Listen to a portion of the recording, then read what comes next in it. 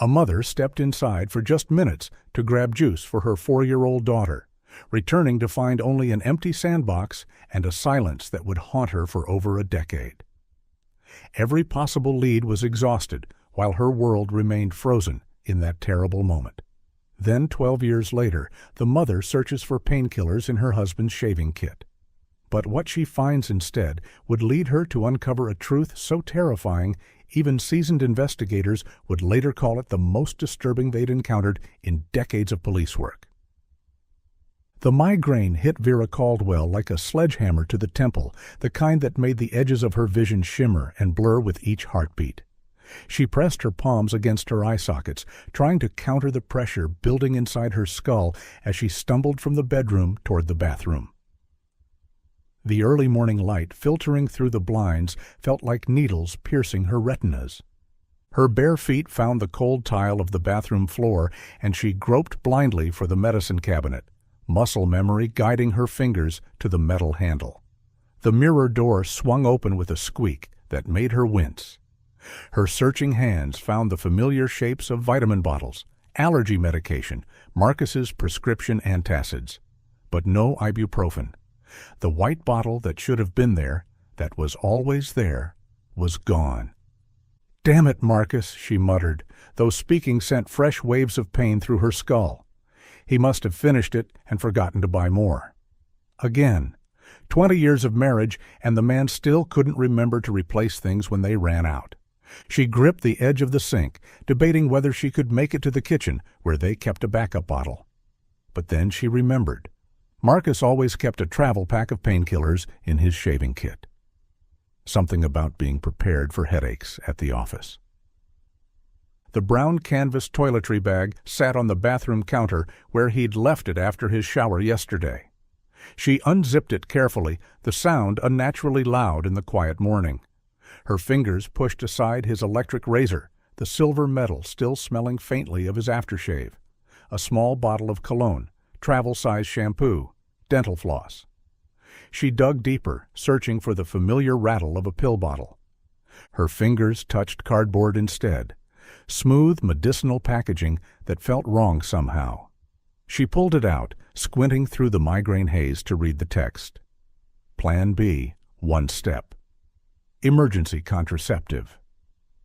The words swam before her eyes, but their meaning was crystal clear. Through the packaging, she could see 2 blister packs underneath, pills visible in their sealed compartments. The migraine was forgotten. Vera stared at the package, her mind struggling to process what she was seeing. She turned it over, reading the instructions, the warnings, as if the text might suddenly change to something that made sense. Their sex life had been virtually non-existent for years, not since Ruby. Neither of them could bear that kind of intimacy anymore, not with the weight of their daughter's absence crushing them both. The few times they'd tried had ended with Vera in tears, seeing Ruby's face every time she closed her eyes. A receipt was tucked beneath the package. She unfolded it with trembling fingers. CVS Pharmacy. The date was from last week, Tuesday. Marcus had said he was working late Tuesday, server maintenance that couldn't wait. Heavy footsteps on the stairs. Marcus returning from his morning jog. She could hear his labored breathing, the squeak of his running shoes on the hardwood. Vera stood frozen, the package still in her hand, as he pushed open the bathroom door. He was still in his running shorts and a sweat-stained tank top with horizontal stripes, his face flushed from exertion. His eyes went immediately to what she was holding, and she watched his expression shift from confusion to something else, something sharp and dangerous. "Whose are these?" Her voice came out as a whisper, barely audible. She cleared her throat, tried again. "Marcus, whose pills are these?" The answer seemed obvious. Another woman, someone younger, someone who could give him what she couldn't anymore. Someone who didn't cry when he touched her, who didn't see their dead daughter's face in quiet moments. The betrayal cut deep, but it was almost a relief to have a reason for the distance between them. Marcus moved faster than she expected. He snatched the package from her hands, his face contorting with rage. "You paranoid bitch!" he snarled, and the venom in his voice made her step backward. "Going through my things? This is what you do while I'm trying to keep myself healthy?" "I was looking for ibuprofen." "Bullshit!" His voice thundered in the small bathroom. "You're always looking for problems, always inventing things to be upset about because you can't accept that she's gone." He jabbed his finger at her face, close enough that she could smell the sweat on him. "Ruby is dead, Vera. She's been dead for 12 years, and you're so fucked up about it that you're seeing betrayal everywhere." The words hit like physical blows. Vera felt her knees weaken. This wasn't the guilty stammering she'd expected, the ashamed confession of an affair. This was pure, volcanic fury. "You want to know what I think?" Marcus continued, his face inches from hers. "I think you're losing your goddamn mind. You see me with emergency contraception and immediately assume I'm cheating? Maybe I picked them up for a coworker? Maybe they're not even mine? But no, paranoid Vera has to make everything about her, about how I'm betraying her." His voice dropped to a cruel whisper. "Just like you betrayed Ruby by not watching her that day." The accusation knocked the breath from her lungs. It was the deepest cut he could make, the guilt she carried every day thrown in her face like acid. Marcus stormed past her toward the bedroom. "I've got errands to run. Hardware store. Try not to ransack the house while I'm gone." He yanked open dresser drawers, pulling out fresh clothes with violent movements. "Marcus, please, I just want to understand." He whirled on her again, and for a moment she thought he might hit her. His hand was raised, trembling with rage. "Understand this. You failed as a mother. You couldn't keep our daughter safe in our own fucking backyard, and now you're trying to destroy what's left of our marriage because you can't live with yourself." He grabbed his wallet and keys from the nightstand, shoving past her in the doorway. His footsteps pounded down the stairs, and seconds later the front door slammed with enough force to rattle the windows. Vera sank onto the bathroom floor, her back against the cool tile wall. The house fell silent except for her ragged breathing and the distant sound of Marcus's truck roaring to life in the driveway. Her hands shook as she pressed them against her face, his words echoing in the emptiness. Vera pulled herself off the bathroom floor. The house felt different now, Marcus's words reverberating through her skull like struck bells. The cruelty of his accusation that she'd failed Ruby, failed as a mother, cut deeper than any physical blow could have. But beneath the pain, something nagged at her, a discordant note in the symphony of his rage. She'd seen Marcus guilty before, the time he'd forgotten their anniversary, and she'd found the receipt for flowers hastily purchased at a gas station. The weekend he'd claimed to be at a work conference, but had gone fishing with his brother instead. When caught in those small marital lies, Marcus would go quiet, shoulders slumping, offering stammered apologies and promises to do better. He'd never attacked her, never turned vicious. This morning's explosion felt different, desperate, like a cornered animal lashing out. Vera found herself walking toward his home office, her bare feet silent on the hallway carpet. She paused at the threshold, hand on the doorknob. This room had always been Marcus's domain. He handled all their finances, paid the bills, managed investments. "One less thing for you to worry about," he'd always said, especially after Ruby disappeared. She'd been grateful then, too shattered to care about mundane things like electric bills and mortgage payments. The door was unlocked. He'd left in such a hurry, slamming out of the house like the building was on fire.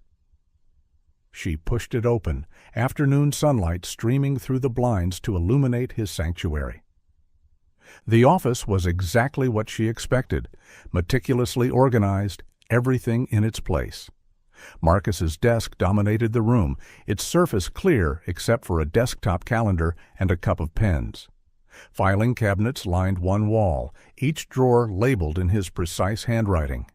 Year by year, category by category. The man who couldn't remember to buy ibuprofen kept financial records like a Fortune 500 accountant. She approached the desk slowly, as if it might bite. Crossing this line felt monumental, a betrayal of marital trust. But then she remembered the Plan B pills, the pharmacy receipt from last week, his explosive reaction to being questioned. Her fingers found the handle of the top drawer. Credit card statements organized by month. The current statement lay on top, charges listed in neat columns. She scanned the familiar entries: Shell Station, Kroger, Dunkin' Donuts. Marcus's morning coffee addiction documented in $4.67 increments. Everything looked normal, mundane, until she spotted it. CVS Pharmacy, Millbrook, $63.19. Millbrook was 45 minutes away. They had 3 pharmacies within 10 minutes of their house. Why drive that far for anything? Vera pulled out more statements, spreading them across the desk's surface like tarot cards revealing a fortune. Her hands trembled as she traced the entries with her finger.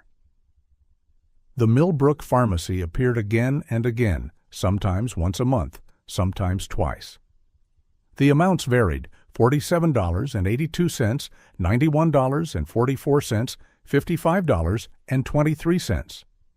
She grabbed a pencil from Marcus's cup, circling each Millbrook charge. The repetition formed a pattern spanning months. Too much money for just contraceptives. Far too much. She dug deeper, pulling statements from previous years. The pattern held consistent, Millbrook charges appearing like clockwork. But there was more. Target in Millbrook, $127.34. Kroger in Millbrook, $89.91. Always that same town, always substantial amounts. She started reading the itemized charges where available. Women's deodorant, the brand teenagers favored, feminine hygiene products, bottles of the fruity shampoo she remembered Ruby begging for when she was little, the kind that smelled like strawberries. Children's vitamins. More Plan B pills, purchased regularly. Her mind raced through possibilities. A mistress with a child? A secret family he'd maintained for years? It would explain the products, the distance to avoid recognition, his defensive rage this morning. But the time frame troubled her. These charges went back 3 years at least, long before their marriage had truly fractured. The locked drawer in Marcus's desk had always been forbidden territory. Important documents, he'd said. Tax records that need to stay organized. She'd never questioned it, respecting his need for private space, just as he respected her craft room. But now... The key was exactly where she expected, taped beneath the desktop calendar. Marcus was predictable in his habits, secure in the knowledge that she'd never violate his trust.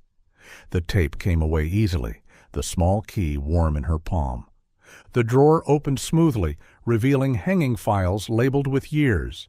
She pushed past old tax returns, their joint returns that she'd signed without reading, trusting Marcus to handle everything correctly. Behind their passports and marriage certificate, tucked at the very back, she found a manila folder that didn't match the others. No label, no year. Inside were utility bills: electric, water, gas. All for 1847 Elm Street in Millbrook. All showing regular usage, the amounts suggesting full-time occupancy. Someone was living there, using power, running water, heating the space. The bills went back years. Vera's phone came out instinctively, camera clicking as she documented everything. Credit card statements, utility bills, the pharmacy charges circled in pencil.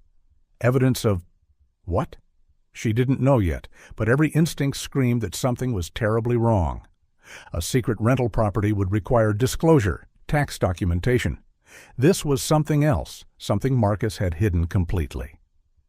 Combined with the pharmacy purchases, the feminine products, the Plan B pills, a picture was forming that made her stomach churn. She replaced everything exactly as she'd found it, even retaping the key beneath the calendar. Marcus's Saturday errands always took hours. Hardware store, car wash, sometimes 9 holes of golf with his buddies. She had time to drive to Millbrook to see this address for herself. Whatever Marcus was hiding at 1847 Elm Street, she was going to find it.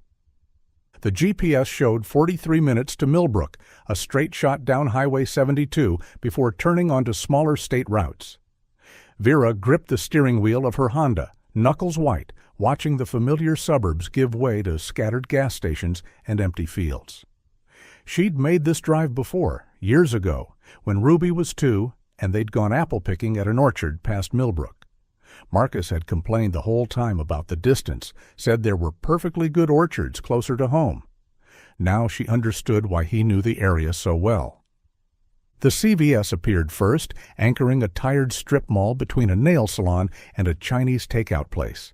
Nothing special about it. Faded red letters, automatic doors, sale banners in the windows. But this was where Marcus bought those pills, where he'd been coming for years, according to the credit card statements. She slowed, but didn't stop, following her phone's directions deeper into Millbrook. The neighborhoods deteriorated as she drove. Well-maintained colonials gave way to smaller houses with chain-link fences and boats on blocks and driveways. Elm Street was nearly at the town's edge, where residential petered out into industrial lots and woods. Her GPS announced the final turn onto a road that hadn't seen fresh asphalt in decades. The street was potholed like a war zone, forcing her to slow to a crawl. Houses sat far apart here, separated by overgrown lots and the occasional abandoned car. Some properties showed signs of life, laundry on lines, toys in yards. Others stood empty, windows dark, grass grown wild. The numbers were hard to read, mailboxes tilted or missing entirely. 1847 Elm Street squatted at the road's dead end, backed up against a tangle of woods. Vera's first thought was that it looked sick. The small ranch house, probably built in the 60s, judging by the low roofline and narrow windows, seemed to huddle in on itself. Yellow siding had faded to the color of old bones. The front porch sagged in the middle, like a frown. But it was the windows that made her skin crawl, every single one covered from inside. Heavy curtains on some, what looked like newspapers taped up on others. No hint of what lay beyond the glass. The yard told 2 different stories. Weeds had overtaken what might once have been flower beds, growing waist-high in places. A rusty mailbox tilted at the curb, no name, no number visible. But the driveway was different. Fresh tire tracks cut through the gravel, multiple sets overlapping. Oil stains darkened the concrete near the closed garage door, the kind that came from a vehicle parked in the same spot repeatedly. Someone came here, regularly. Vera pulled over 3 houses down, tucking her Honda behind an abandoned pickup truck that provided partial cover. She turned off the engine and sat watching, cataloging details. A new padlock on the chain-link gate, brass bright against the rust-spotted fence. No newspapers in the driveway, no mail overflowing the box. The roof looked sound, no missing shingles or obvious damage. Maintained but hidden, a paradox that made her stomach clench. Were those security cameras under the eaves? She couldn't tell from this distance, but something about the house felt watchful, as if it were holding its breath, waiting. Movement caught her eye. An elderly woman in a housecoat walking a small terrier, making her slow way along the broken sidewalk. Vera made a quick decision, lowering her window as the woman approached. "Excuse me," she called out, manufacturing a friendly smile. "I'm sorry to bother you. I'm looking at properties in the area. My husband and I are thinking of moving. Do you know much about the neighborhood?" The woman's face lit up at the prospect of conversation. She shuffled closer, her dog sniffing at Vera's tires. "Oh, honey, I've lived here 42 years. Used to be a nice area. Very quiet. Still is, mostly."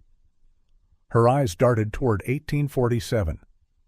"You're not thinking of that one, are you? Is there something wrong with it?" "Strange place," the woman said, lowering her voice as if the house might hear. "Man comes and goes at all hours, mostly at night. Drives a dark pickup truck, one of those big ones. Been doing it for years now." Vera's heart hammered. "Have you ever talked to him?" "Tried once when he first started coming around. Wanted to be neighborly, you know. But he just stared at me until I went back inside. Never said a word.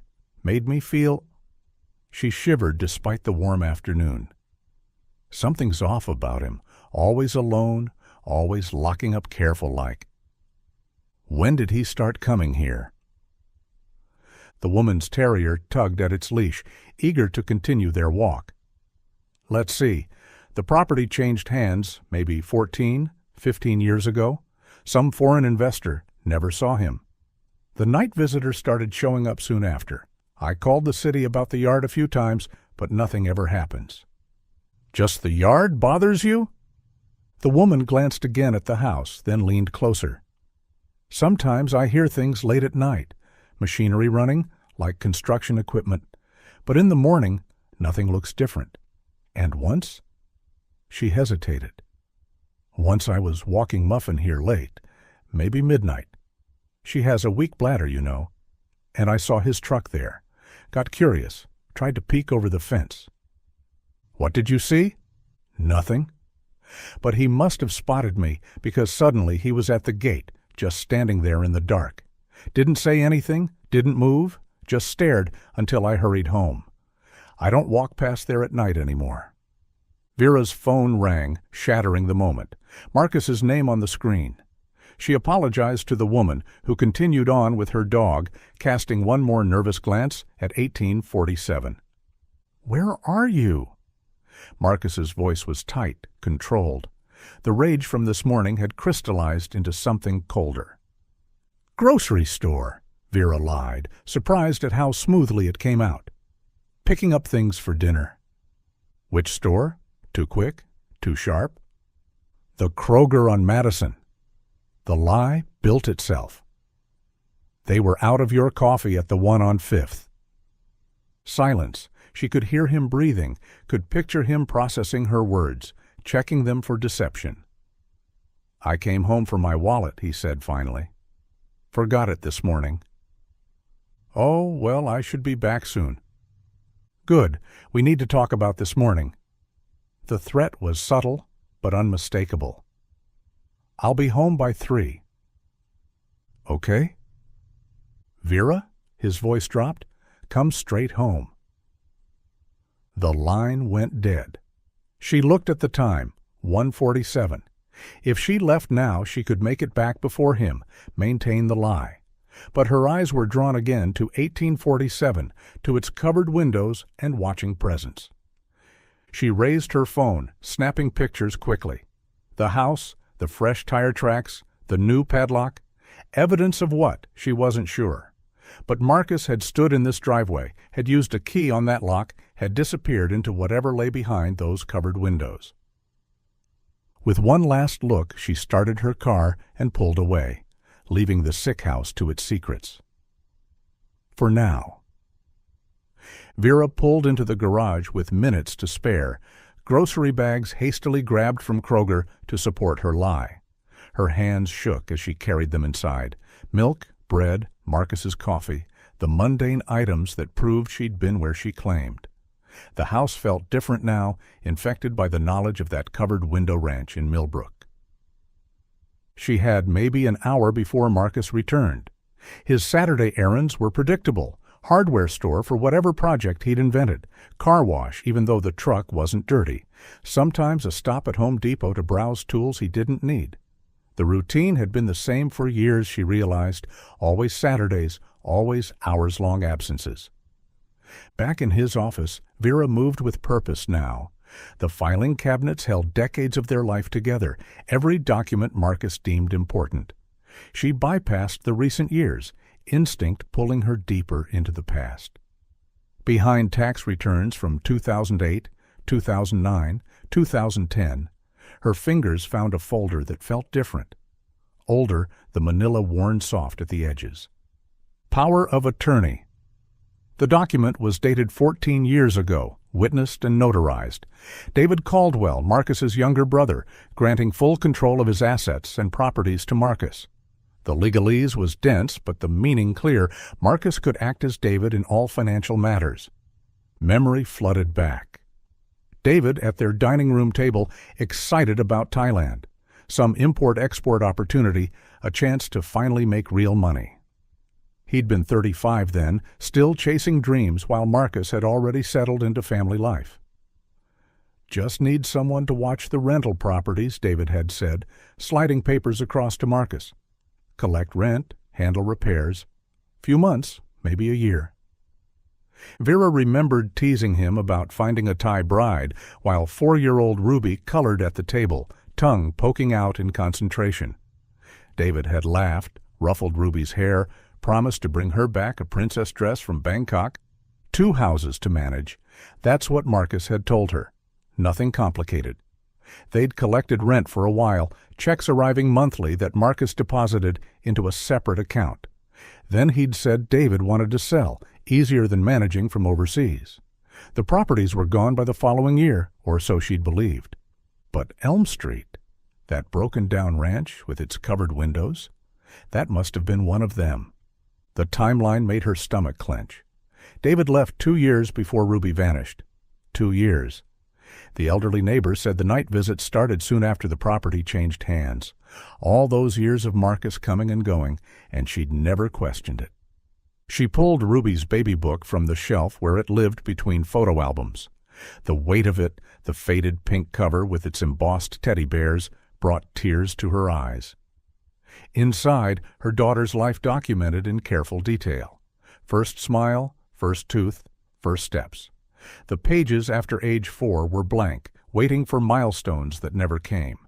The last photos were from Ruby's 4th birthday party, their backyard transformed with streamers and balloons, a dozen preschoolers shrieking with joy. Ruby's face covered in chocolate frosting, gap-toothed grin wide as she blew out candles. Marcus beside her, helping with the wish. Then the final picture, taken the day before she disappeared. Vera traced it with her finger. Ruby in the sandbox Marcus had built that spring, wearing her favorite pink shirt with the butterfly print. Her blonde hair caught the afternoon sun like spun gold. She was looking up at the camera, at Vera, with such trust, such perfect happiness. Safe in her own backyard, safe with her parents just inside. Vera forced herself to study Marcus in these photos. His smile reached his eyes then, seemed genuine. The proud father, the devoted husband. But now, knowing about Elm Street, about the night visits that started years before Ruby vanished, that smile looked different. Calculating, patient. Her mind reeled against the forming suspicion. It was impossible, obscene, but the pieces kept clicking together with horrible precision. She found their 2012 calendar in the memory box, preserved because it held Ruby's last scheduled playdate, her final swimming lesson. Marcus's work schedule was marked in his neat handwriting. Day shifts only at the IT firm. Regular hours, home by 6 every evening. The promotion to systems administrator hadn't come yet. But after Ruby disappeared, she flipped forward through the weeks. The frantic first days unmarked, when time had no meaning. Then, 2 weeks after Ruby vanished, when the FBI scaled back their search and the volunteers went home, Marcus's schedule changed. Night shifts appeared. System maintenance, he'd explained, servers that could only be updated when the office was empty. The promotion required it, came with a raise they desperately needed for the private investigator. She'd been too shattered to question it. Grateful even that he could function enough to work while she could barely leave Ruby's room. Back in the filing cabinet, she dug deeper into the power of attorney folder. More documents, transfers she'd never seen.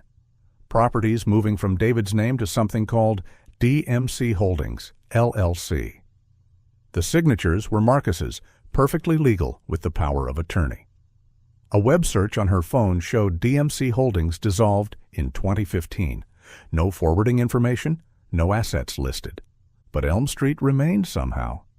Off the city's books, taxes paid from some phantom account, existing in a legal gray zone that let a man visit at night for years without questions. Her phone buzzed. Marcus. On my way home, 15 minutes. Vera's hands moved quickly, photographing the power of attorney, the property transfers, the calendar pages. Evidence of something monstrous taking shape in her mind, but still too terrible to fully acknowledge. She returned everything exactly as found, closed the filing cabinet with a soft click. In the kitchen, she busied herself unpacking groceries, each ordinary item, eggs, juice, cereal, feeling surreal against the horror building in her chest. The house felt like a crime scene now, every room holding potential evidence of something unspeakable. When Marcus's truck rumbled into the driveway, she was ready. Groceries put away, coffee brewing, a wife home from errands. Normal, except for the knowledge burning like acid in her mind. Her husband had kept his brother's property secret for 14 years, visiting at night, buying girls' supplies and emergency contraception. The facts pointed to one impossible conclusion, but her heart couldn't accept it. Not yet, not until she knew what lay behind those covered windows on Elm Street. Vera heard Marcus's truck rumble into the driveway, the familiar sound now sinister with new knowledge. Her mind raced through options. She needed to get back to Elm Street tonight, needed to know what was behind those covered windows. But first, she had to survive whatever came next with Marcus. On impulse, she positioned herself at the bottom of the stairs, gripping the banister. As his key turned in the lock, she let out a sharp cry of pain. "Marcus, thank God you're home. Can you help me?" He appeared in the doorway, filling it with his broad shoulders. Something was different. He'd changed clothes since this morning's explosive exit. The striped tank top was gone, replaced by a clean polo shirt.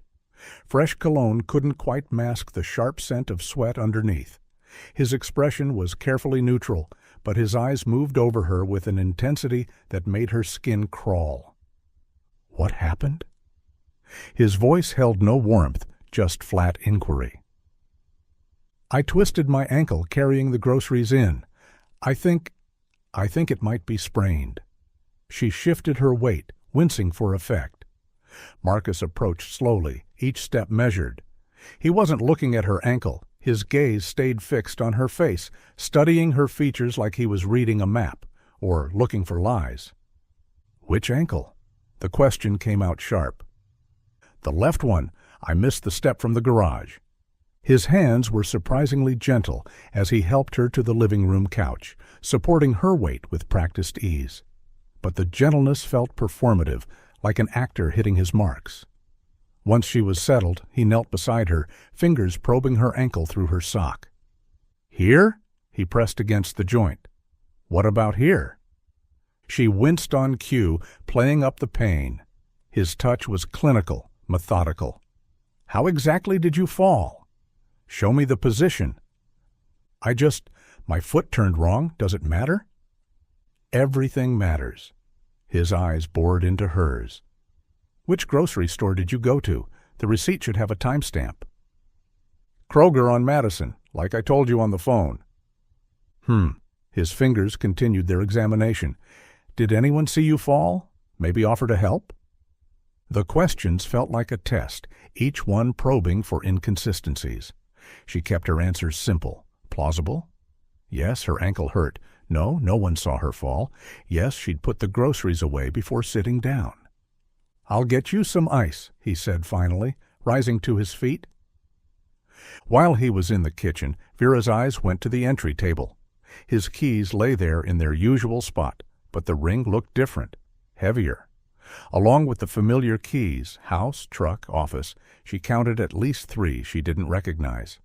One was brass, expensive-looking, from the same high-security brand as the padlock she'd seen on Elm Street's gate.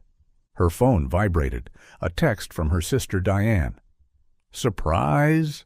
20 minutes out, bringing wine and need girl talk. Marcus better not hog you."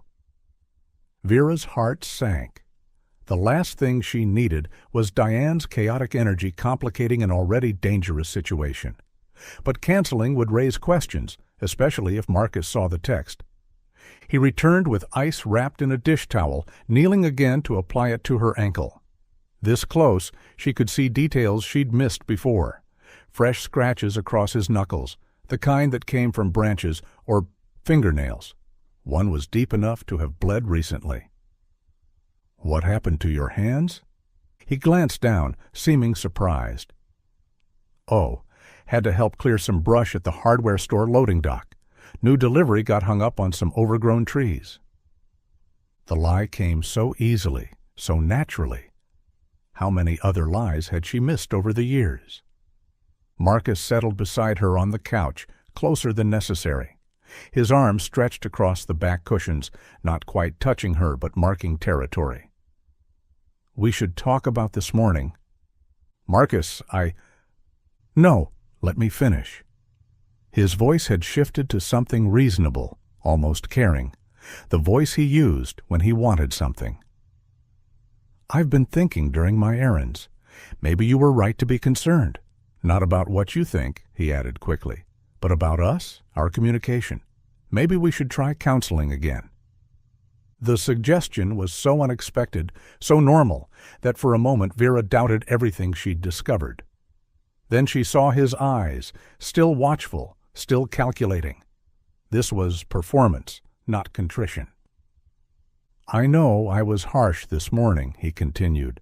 "Said things I shouldn't have. About Ruby, about you as a mother. That was cruel."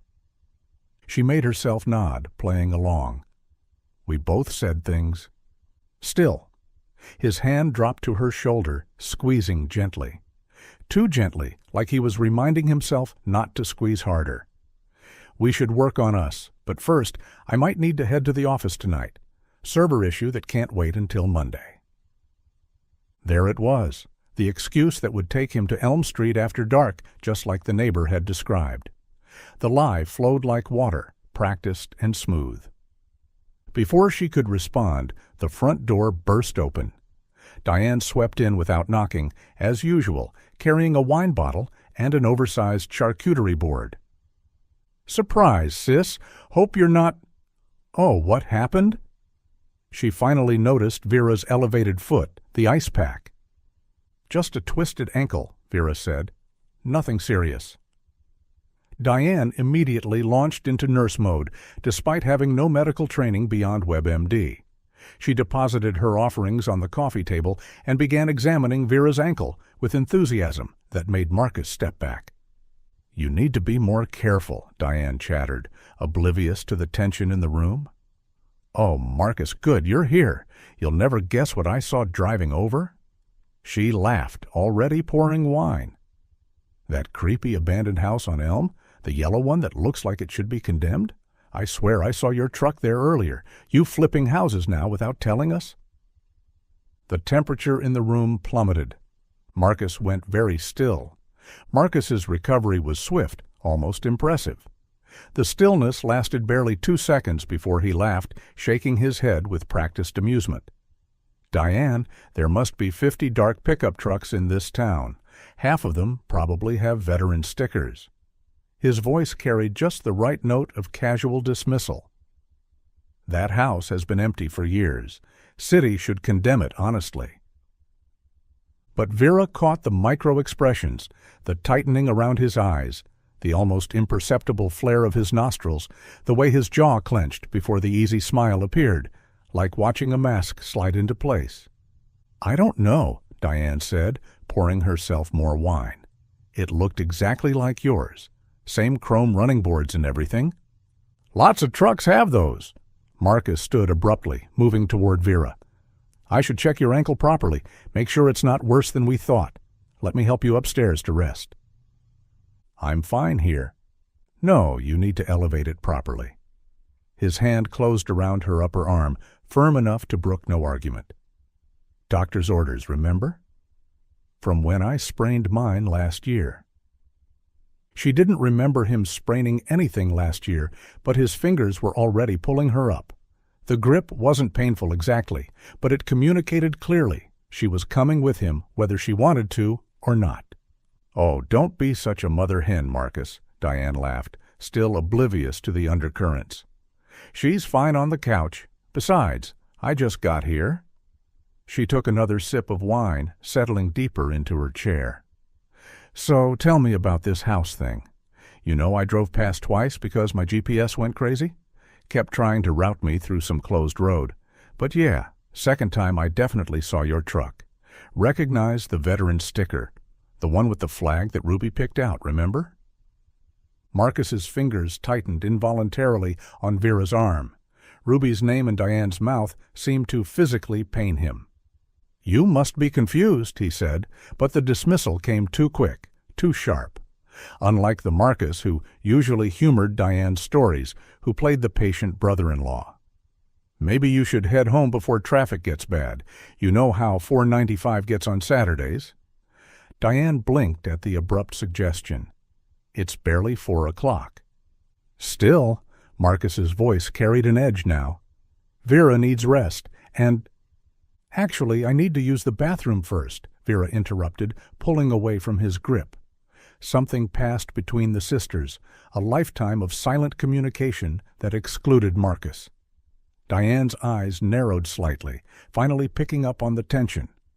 "No rush here," Diane said, deliberately pouring more wine. "So, Marcus, this coworker who's interested in real estate, anyone I know? Maybe I can give them some tips. You know I helped the Johnsons when they bought that flip." Marcus's explanation came out tangled, too detailed and yet making no sense. Tom from accounting, or was it Tim from systems? Looking for investment properties, or maybe a fixer-upper to live in? The story shifted with each sentence, technical real estate terms jumbled with IT jargon. Vera noticed the scratches on his hands as he gestured, one still beating fresh blood that he absently wiped on his jeans. She escaped to the bathroom, locking the door behind her. Her hands shook as she pulled out her phone, dialing 911 with fumbling fingers. 911, what's your emergency? Please, she whispered, turning on the faucet to mask her voice. I think my husband is holding someone captive. A house at 1847 Elm Street in Millbrook. You need to send someone now. Ma'am, can you speak up? Are you in immediate danger? I think he might have our daughter there. She disappeared 12 years ago when she was 4. Ruby Caldwell. Please, check your records.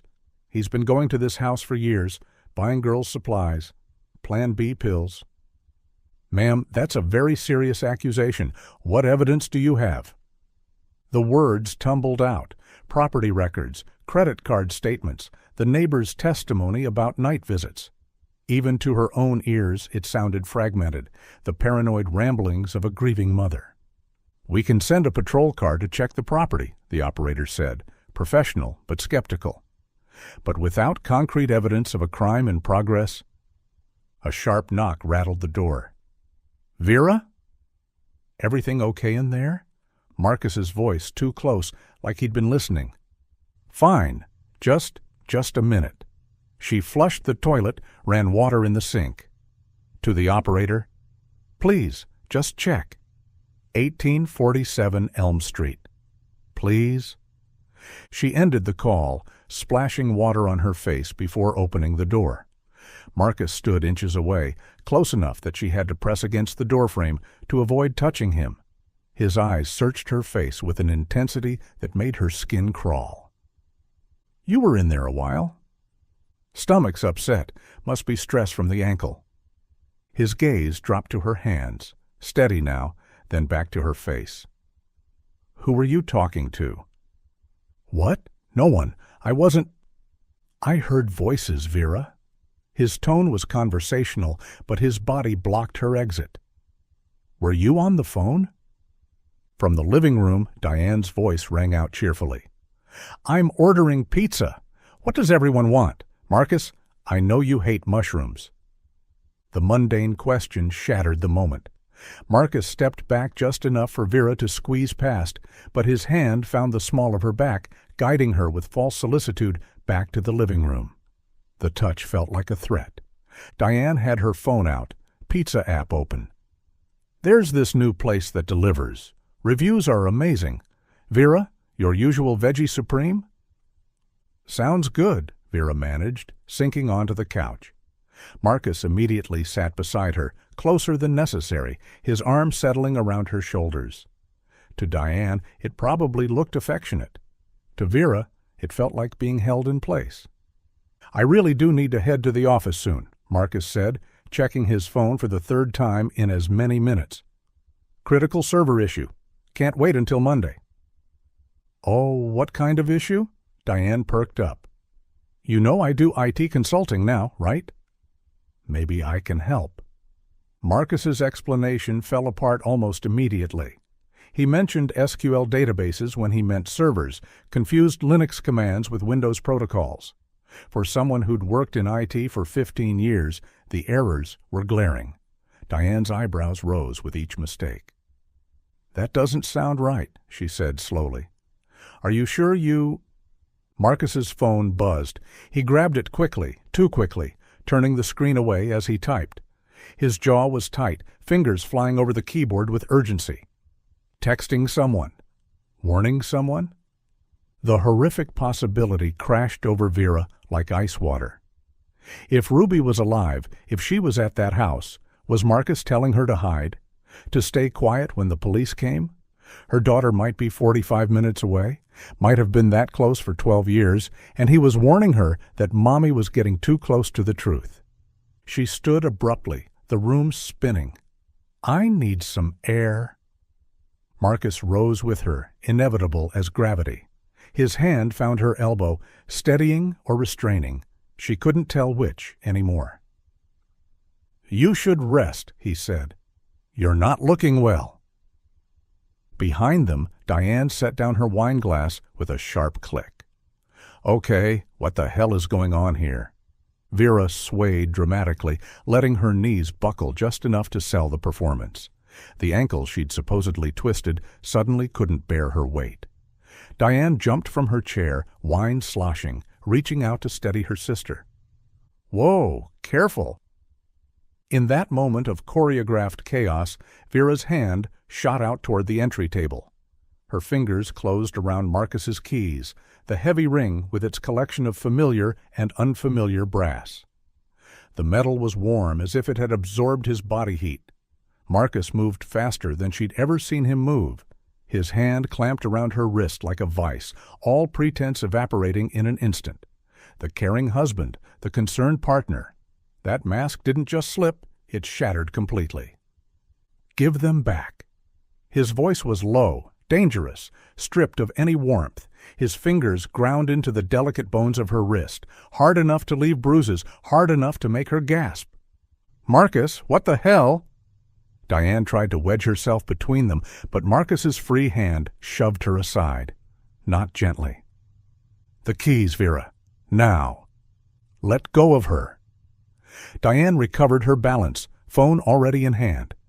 "I'm calling the police." Those seconds stretched like pulled taffy. Vera could see Marcus calculating, his eyes darting between her face, the keys, Diane's phone. She watched him decide, saw the moment he realized he'd revealed too much, gone too far. His grip loosened fractionally. It was enough. Vera wrenched free and ran. Behind her, Diane's scream mixed with Marcus's roar of fury. Her supposedly injured ankle worked perfectly as she sprinted through the front door, across the lawn, keys clutched so tight they cut into her palm. Marcus's truck sat in the driveway like a waiting accomplice. She didn't look back, jamming the key into the ignition. The engine roared to life as Marcus burst from the house. In the rearview mirror, she saw him racing toward Diane's Honda, saw her sister trying to block his path, saw him shove her aside again. The truck tires squealed as Vera reversed wildly, clipping the mailbox. Then she was accelerating down their quiet suburban street, speedometer climbing past every legal limit. Her phone was already at her ear, 911 dialed with one shaking hand while the other wrestled the wheel. "The house on Elm Street, 1847 Elm in Millbrook. My daughter is there. Ruby Caldwell. She's been there for 12 years. My husband has her, please. You have to send everyone." "Ma'am, is this the same—" "Yes!" she screamed into the phone, blowing through a red light. "Same caller, same address, but I'm going there now. He's coming too. He's right behind me. She's in the basement. I know she is." "Units are en route, ma'am, but you need to wait." Vera threw the phone onto the passenger seat. 43 minutes in normal traffic, but normal was for people whose daughters hadn't been stolen, hadn't been kept like prisoners for over a decade. She knew Marcus's shortcuts. He'd driven them enough times, thinking she wasn't paying attention. But she knew the back roads too, the ways around construction zones and traffic lights. 25 minutes. That's all it took. Driving like death itself was chasing her. Maybe it was. Elm Street materialized in the growing dusk, the sick house squatting at its end. The brass padlock gleamed on the gate, but Vera didn't slow down. The truck smashed through in an explosion of metal and chain link, the gate wrapping around the front bumper with a shriek. She kept going, ramming into the front porch steps before killing the engine. The reinforced front door might as well have been made of paper. Adrenaline gave her superhuman strength. When it wouldn't yield to her shoulder, she grabbed a garden spade from the overgrown yard, its handle rough with rust and neglect. The front window shattered under her assault, safety glass cascading inward. "Ruby!" she screamed through the broken window. "Ruby! It's Mommy!" She cleared the glass with the spade and climbed through, dropping into a living room that looked disturbingly normal. Dated furniture, clean surfaces, a TV from the early 2000s. Like a time capsule. But the industrial deadbolts on every interior door told a different story. Kitchen. She moved on instinct, finding a space that should have been ordinary, but felt like a facade. Everything too clean, too organized. And there, a door that should have led to a pantry, but sported 3 heavy deadbolts, all engaged. From below, muffled by walls and distance, she heard movement. A voice, young and terrified. "Daddy!" The world tilted. Vera's hands shook as she attacked the locks, but they were designed to keep people in, not out. She needed the keys, Marcus's keys. She still had them, clutched so tight her fingers had gone numb. The brass key slid home, tumblers clicking open one by one. The door swung inward, revealing stairs descending into darkness. A basement that felt wrong, that shouldn't exist beneath this ordinary house. The smell hit her, industrial cleaner over something else, something human and desperate. "Dad, I was good? I didn't make noise?" That voice, higher than she remembered, but with the same cadence, the same slight lisp on the S sounds. Vera flew down the stairs, finding another door at the bottom, this one with a small reinforced window. A face appeared in that window, and Vera's knees nearly buckled. 16 years old, blonde hair grown long and tangled, pale as paper from years without sun. But the eyes, those green eyes she'd counted the lashes on when Ruby was a baby, those were the same. "Ruby, oh God, Ruby, it's Mommy. I'm here to take you home." The girl, because she was a girl now, not the toddler stolen from their backyard, shrank back from the door. Fear twisted her features, the kind of bone-deep terror that came from years of conditioning. "I don't know you. Where's Daddy? He said no one was allowed down here. I've been good. I promise I've been good." Vera's heart shattered. She attacked the door with the spade, wood splintering under her assault. Behind the door, Ruby cowered in the corner, hands over her ears, keening like a wounded animal. Heavy footsteps on the stairs. Marcus, breathing hard, his face twisted with rage and something else. Possessiveness. "You don't understand," he panted, reaching for her. "She's sick. She needs special care. I protected her from the world, from people who would hurt her." "You stole her!" Vera swung the spade in a wide arc, catching him across the temple. "You stole our baby!" He staggered but didn't fall, blood running down his face. "She's mine. I saved her. I kept her safe." His hands reached for her throat, but sirens were screaming outside now. Police voices, boots on floorboards above. Marcus froze, looking between Vera and the door where Ruby huddled, and she saw him make one last calculation. "Ruby, remember what Daddy taught you," he called out. "Remember our lessons." Then the police were there, weapons drawn, shouting commands. Marcus dropped to his knees, hands behind his head, but his eyes never left the door, never left his prisoner. They had to cut the door open. Inside, they found 12 years of horror disguised as care. A small bed with restraints, a chemical toilet, textbooks for homeschooling, progressing from kindergarten through high school, bottles of pills, sedatives, antipsychotics, birth control, the Plan B packages, used and discarded, and Ruby, alive but shattered, asking why they were hurting her daddy, begging them to let him go, promising she'd been good, So good, she hadn't tried to leave even when the door was open. Because after 12 years, she'd forgotten there was anywhere else to go. The psychiatric wing of Millbrook General Hospital felt like another world. Sterile white walls, locked doors with reinforced glass, the distant sound of someone crying. Vera stood at the observation window, hands pressed against the cold surface, watching the stranger who was her daughter. Ruby sat on the narrow bed, knees drawn to her chest, arms wrapped tight around them. She rocked in a rhythm that seemed both soothing and desperate. Still wearing the same clothes they'd found her in, a faded t-shirt that had been washed too many times, sweatpants that didn't quite reach her ankles anymore. Someone had tried to brush her tangled blonde hair, but she'd fought them off. "She won't let any of the female staff near her," Dr. Patel, the trauma specialist, said softly beside Vera. "Only male officers and doctors.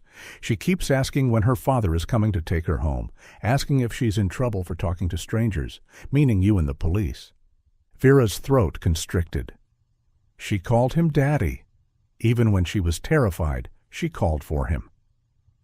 Stockholm Syndrome, in its most extreme form, combined with 12 years of conditioning, isolation, and... Dr. Patel paused, choosing her words carefully. Complete psychological control. In her mind, Marcus isn't her captor. He's her protector, her whole world. We're the threat. Detective Morrison approached, holding a tablet.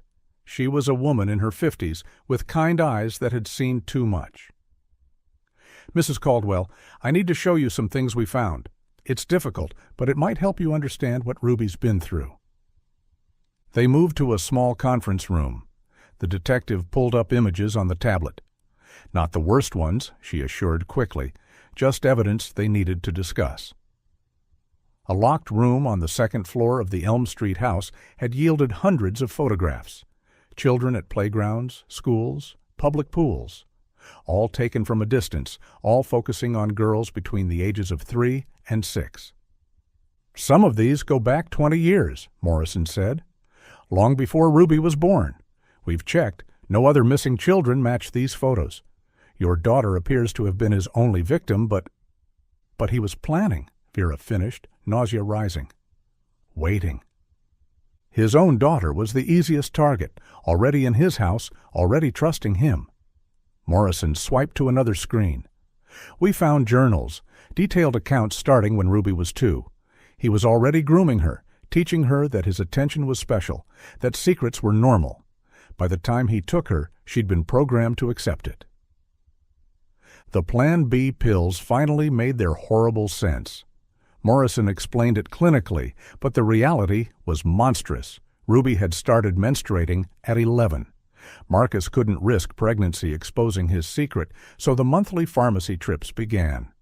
He'd maintained her physical health meticulously, vitamins, regular meals, even exercise equipment in the basement, keeping his victim healthy while destroying her mind. "He taught her himself," Morrison continued. "We found textbooks, completed worksheets dating back years. She can read at a high school level, knows algebra, has beautiful handwriting. But she's never seen the ocean, never been to a movie, never had a friend. He convinced her the outside world was full of people who would hurt her, that only he could keep her safe." Through the conference room window, Vera could see uniformed officers leading Marcus down the hallway. Shackled, wearing orange, but walking with his head high. He saw her watching and smiled. Actually smiled, like they were sharing a secret. His interrogation was... Morrison shook her head. No remorse. He insists he loves her, that he protected her from a harsh world. He's described in detail how he drugged her juice that day, carried her to his truck while you were napping. The basement was already finished. He'd spent months soundproofing it, installing locks. He's the one who called 911 to report her missing. Played the devastated father so perfectly that no one suspected. The night shifts. All those years of Marcus leaving after dinner, claiming server maintenance that couldn't wait. He'd spend hours in that basement, then come home and slide into bed beside Vera like nothing had happened. The violation of it, of sleeping next to him, eating breakfast with him, grieving with him while he knew exactly where Ruby was, made her want to scream. "There's more," Morrison said gently. The brass key on his keyring opened a safety deposit box, USB drives with dots. She paused. "More evidence, photos, videos, enough to ensure he never walks free. I won't describe them, but you should know they exist. For the trial." David had been contacted in Thailand. Marcus's brother was horrified, had flown back immediately. He'd trusted Marcus completely, signed power of attorney documents without reading them, never imagining they'd be used to hide a kidnapped child. The legal complexities would take years to untangle, but David had already hired lawyers to transfer everything to Vera, to help however he could. "Can I see her?" Vera asked. "Can I try?" Dr. Patel hesitated. "We can try, but please understand, she doesn't remember you. She was 4 when taken. In her mind, her mother is dead. Marcus told her you went to heaven, that you're watching from above, but can never come back." They walked back to Ruby's room together. Through the window, a male nurse was bringing her lunch. She ate mechanically, eyes downcast, answering his gentle questions in monosyllables.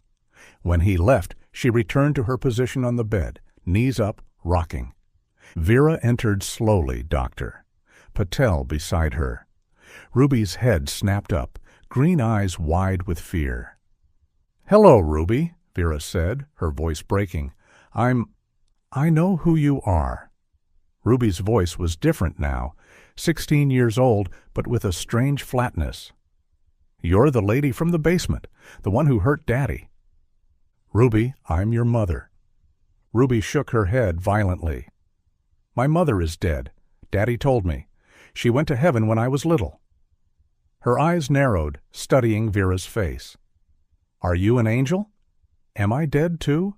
Is that why everything feels wrong?" Vera's knees nearly buckled. Dr. Patel steadied her, whispering to go slow. Vera sat in the visitor's chair, keeping distance between them, making herself small and non-threatening. "You're not dead, sweetheart, and I'm not an angel. I'm your mom, and I've been looking for you for 12 years. Every single day I've been looking." "Daddy said you stopped loving me. That's why you went to heaven." "That's not true. I never stopped loving you. Not for 1 second." Ruby was silent, processing. Then, in a smaller voice, "When is Daddy coming back?" The question shattered what remained of Vera's heart. Dr. Patel stepped in, explaining gently that Ruby would be staying here for a while, that her daddy had to go away. Ruby's keening wail could be heard 3 rooms down.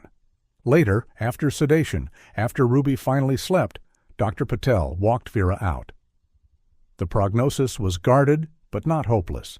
Years of therapy lay ahead. Possible regression. Learning to exist in a world she'd been taught to fear. Trust would come slowly, if at all. Ruby might never fully recover the childhood stolen from her, might always struggle with what was real and what was Marcus's programming. "But she's young," Dr. Patel said. "The brain is still plastic at 16, and she's physically healthy thanks to his twisted care. There's hope." Hope. Such a small word for such an enormous journey. Vera returned the next day, and the next, sitting outside Ruby's room, sometimes allowed in for a few minutes. On the 4th day, Ruby asked a question about the world outside. On the 7th, she let Vera sit closer.